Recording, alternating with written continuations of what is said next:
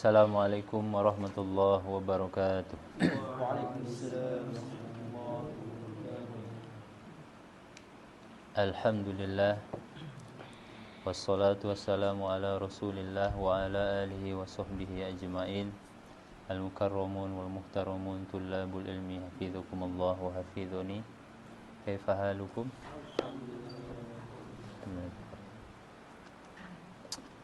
Naam, aina wasalna?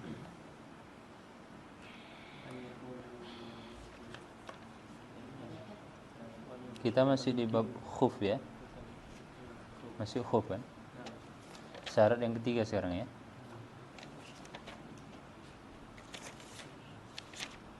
Naam, man yaqra? Habis.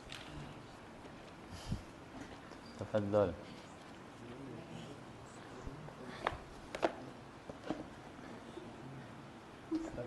Bismillahirrahmanirrahim.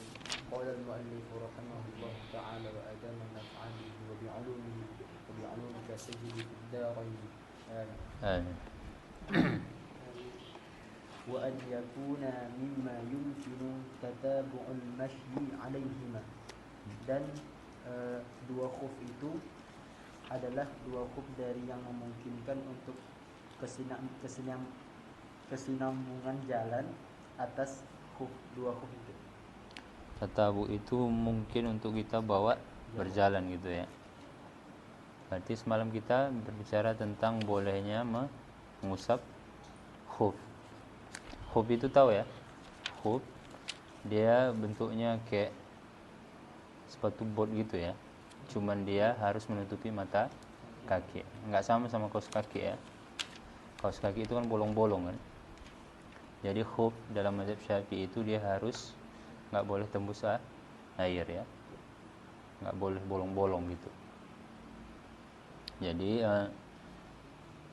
bahkan kalau kita lihat akhir zaman ini ada yang mengkiaskan nanti ke jawrab kaos kaki. Tapi kita dalam mazhab Syafi'i khuf itu sudah tertentu dia. Bahwasanya dia itu harus pertama semalam apa syaratnya? Memakainya setelah taharah. Nah, memakainya syarat boleh menggunakan khuf itu mengusapnya.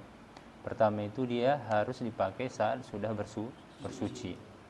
Jadi kalau kita belum bersuci maka itu tidak boleh mengusapnya. Jadi kita pas pakai khuf itu dia harus kita dalam keadaan suci, baru nanti kita bisa mengusapnya, nggak perlu dibuka lagi ya. Yang kedua itu apa semalam syaratnya? Dia harus menutupi mata kaki. Jadi kadang ada kan kayak sepatu itu kan modelnya dia tapi dia nggak lewat mata kaki, itu nggak dianggap khuf. Jadi khuf itu dia harus lewat mata kaki. Sekarang kita masuk ke syarat yang ketiga. Yang ketiga tadi apa? Dia itu bisa atau tahan dibawa untuk berjalan jauh atau musafir gitu. Kita naik turun nanti dia harus tahan. Jangan kalian bawa dari sini aja ke asrama, itu udah bolong ya kan. Enggak tahan dia. Maka syaratnya itu harus dia tahan untuk dibawa musafir. Paham ya? Tiganya aja kalian hafalkan nanti. Syarat boleh memashul khuffain yang pertama apa? Dipakai dalam keadaan taharah. Yang kedua, dia menutupi mata kaki. Yang ketiga, tahan dibawa untuk berjalan. Nah, wasil lanjut. Fi'il madi itu bisa lam ini itu bisa masuk fi'il madi. Kalau lam dia biasanya kan ada fi'il mudhari atau dia masdar. Lam huruf jar kan? Nah, mana yang cocok? Masdar ya. Litaraddudi musafirin. Apa wazan ini apa? Tafa'ala, yatafa'alu tafa'alu. Nah. Litaraddudi musafirin fi hawaijihi min hattin wa tarhalin. Nah. Untuk memenuhi musafir. Di situ tarhal atau di sini tirhalin? Tirhalin ya. tirhalin. Bukan tar tapi tir. Nah, Untuk memenuhi musafir pada hajat-hajatnya. taroddud itu apa? Taroddada, ya taroddadu, taroddud. Nah, yang sering MTQ ada namanya taroddud ya?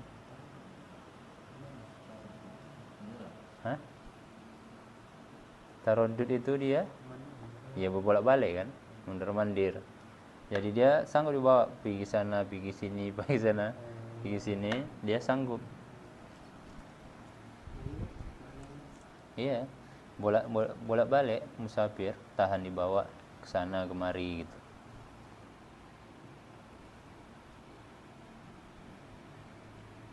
Nah, Untuk seorang musafir bolak-balik pada hajat-hajatnya dari apa ya, Hattin itu apa? Turun ya. Turun. Dan berjalan. Tirhal itu naik turun gitu. Itu istilah nanti. Nanti kalian bilang min hattin wa tirhalin, itu naik turun, sanggup dibawa untuk naik turun. Jadi kalau kita pakai khuf itu mau naik mau turun gitu dia sanggup. Model-model sepatu gitu lah dia. Nanti bisa dilihat di gambarnya, bisa dilihat di Google misalnya, Mbah Google. Nah, paham ya? Nah, betul. Kamanillah. Ja'at ummu. Sallim alaiha. Assalamualaikum. Nah, wasil. Wa yu'khadhu min kalamil musannif, dan diambil dari perkataan musannif, kaunuhuma Qawiyaini. Qawiyun kan? Qawiyaini. Bihaithi yamna'ani. Haitsi itu mensorib atau enggak? Boleh enggak kita bilang bihaitsi? Dia mabni ya, haitsu. Bihaitsu gitu. Bihaitsu yamna'ani nufuzal ma'i. Nah, eksistensi kedua huruf itu yang adalah kuat. mana tadi? Wa yu'khadhu dari situ kan? Enggak, tadi Wa yu'khadhu. udah diterjemahkan tadi. Oh, udah ya. Oh, wa yu'khadhu min kalamil musannif. Itu tadi udah ya. Apa tadi, coba ulang dari situ terjemahnya.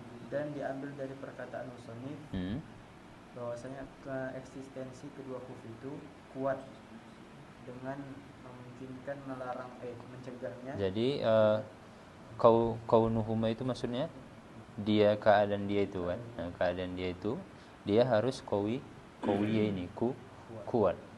Jangan dhaif. Nanti lawannya dhaif. Dia harus qawi. Yang kita bilang tadi qawi itu dia memang sanggup untuk dibawa berjalan. Nanti lawannya dhaif. Dalam istilah fikih nanti ada dhaif wal qawi dalam istilah khuf. Nanti ada pembahasannya juga dipakai dua lapis gimana. Kalau yang di atas qawi, yang bawah dhaif, atau yang di bawah qawi, atau yang di atas itulah nanti perselisihan atau pembahasan yang mendalam tentang khuf ini. Apakah cukup dimasah yang di atas saja atau harus dua-dua gitu. Nah, jadi dia harus kuat, sanggup untuk dibawa berjalan ke sana kemari kan. Terus dengan memungkinkan mencegah kedua bihaitsu di mana kedua huruf itu mencegah dari masuk atau merembesnya air. Jadi itu dalam fikih mazhab Syafi'i begitu. Dia kekuatan khuf itu dia sanggup untuk mencegah masuknya air, merembes air ya, merembes air.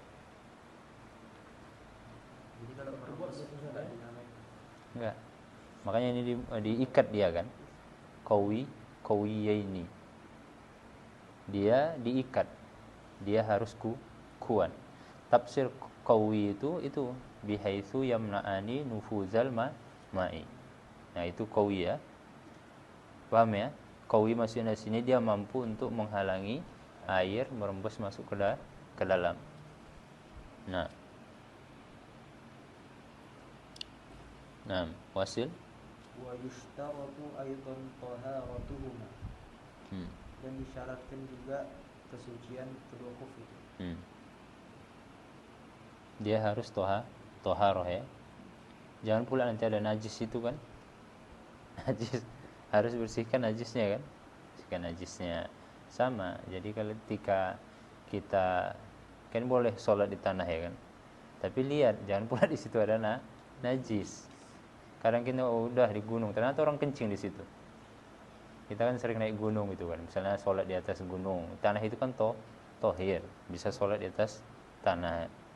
Cuma lihat, jangan nanti berak situ anjing atau manusia kencing situ. Kalau namanya di hutan kan banyak gitu kan. Nanti tiba-tiba sujud gitu bau kencing.